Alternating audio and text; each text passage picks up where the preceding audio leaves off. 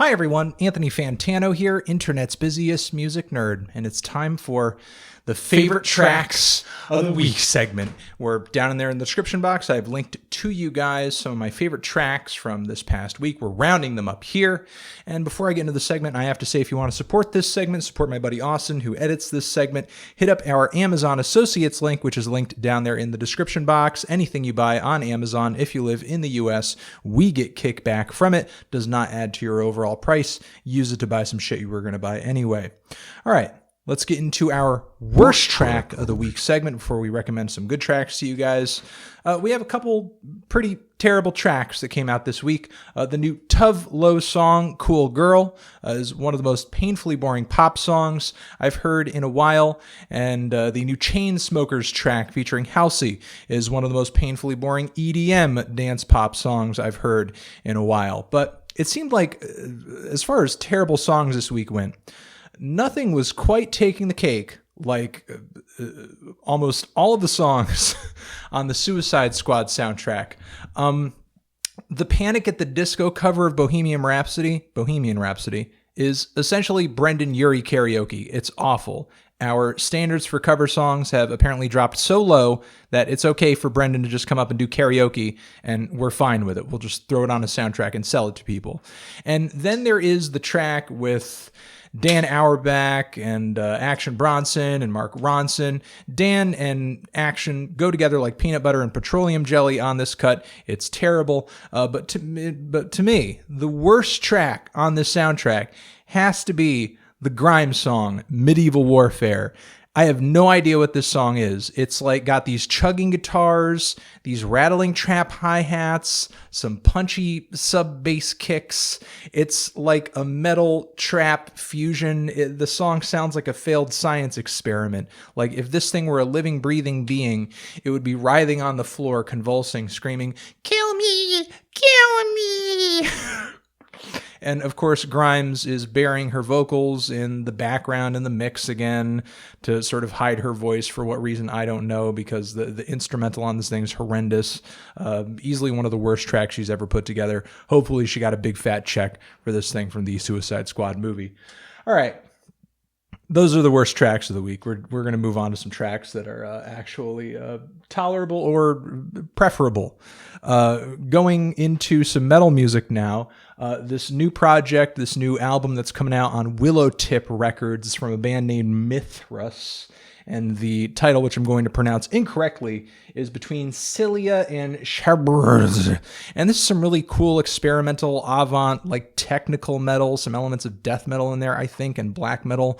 It's pretty extreme, it's noodly, it's dense, it's intricate, and it's intense. You know, it's not one of those technical metal songs that kind of loses its oomph in all the musical wankery. You know, there's a lot of gusto to it, despite how kind of dizzying and layered the song is. So I'm really liking that.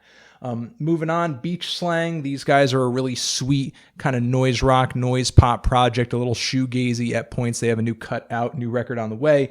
Song is Punks in a Disco Bar. Their last record I thought was incredibly catchy. Maybe not that memorable or distinct, but certainly catchy. And this song, kind of the same thing. Hoping they drum up a more distinct sound, a more memorable sound on their forthcoming record, though. Street Sects.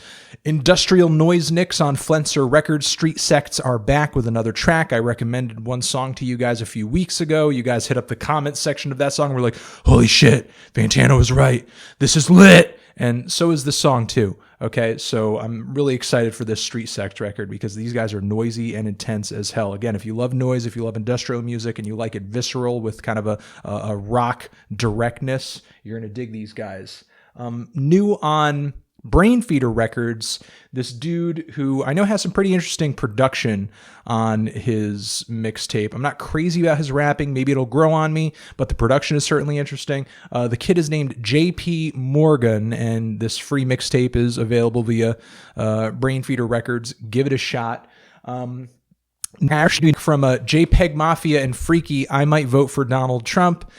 While the vocals are a little more buried than I would like them to be on this track, the beat is insane. It's a weird, oddball banger. It's noisy, it's crazy, and the lyrics are hilarious as well. And the video is actually pretty well shot. I like the idea of them kind of infiltrating suburbia, and I love the shot of like the old man looking at them out the window, and then like the pistol comes up. It's fucking crazy.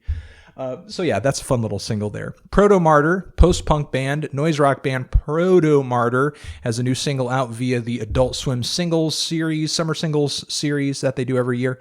And I'm actually liking this single quite a bit. This is the noisy, hectic, sort of intense performance style that I was hoping that the band would do a little bit more on their last full-length record. And of course, the songwriting is still good. And I've always liked Protomartyr's vocals, at least on their last record, quite a bit. So they're moving in an interesting direction with this track. You know, sometimes these Adult Swim singles, they feel like leftovers and B-sides and just, you know, stuff that didn't make the album or whatever. But this track felt like new and refreshing. It felt like the band was actually doing something kind of different. And hopefully this direction they're moving in turns up on their next full-length record.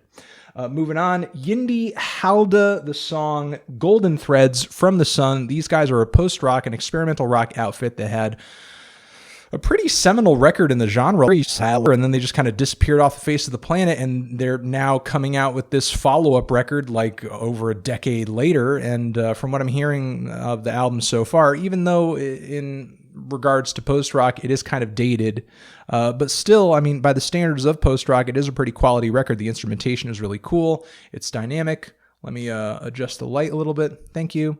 The instrumentation is dynamic. It's beautiful. It's not like, you know, the typical explosions in the sky ripoff type crescendos every 5 seconds. It's actually some pretty creative songwriting and melody writing on these tracks, especially on this cut over here. So if you're looking for some quality post-rock that isn't just the kind of, you know, throw it on the pile type of dime a dozen stuff, give this thing a shot. A couple more.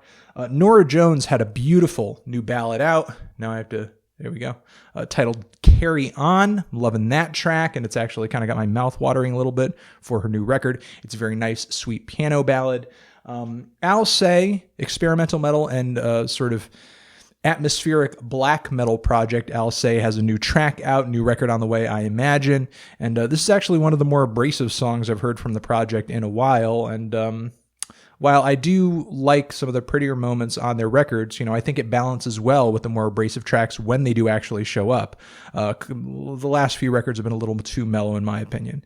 And maybe this new song over here is, you know, kind of a hint that we're moving back in that direction a little bit. So yeah, I'm enjoying that, and I will end things off with the E-40 song Petty, which is a fun little pop rap track. E-40, of course, comes through with a ton of, I don't know, I guess, charismatic, very tongue-in-cheek bars all over this track, and the hook is super catchy too. And it's just kind of a fun, ballsy, silly pop rap song. And I think that's it. Those are all the songs I wanted to recommend to you guys. Again, they're linked all there down in the description box. Those worst songs of the week, avoid those at all costs. You probably heard some of them at least. And yeah, that's it. Okay? Thanks for watching this segment. Again, Amazon Associates link down there in the description as well. If you want to support this segment, subscribe to the channel because we're going to be hitting you guys up with song recommendations every week, and the album reviews, of course, are great in between all these recommendations. And you're the best. All right? Have yourself a good one. Thanks for chilling with me for a few minutes, checking out these songs. Bye forever.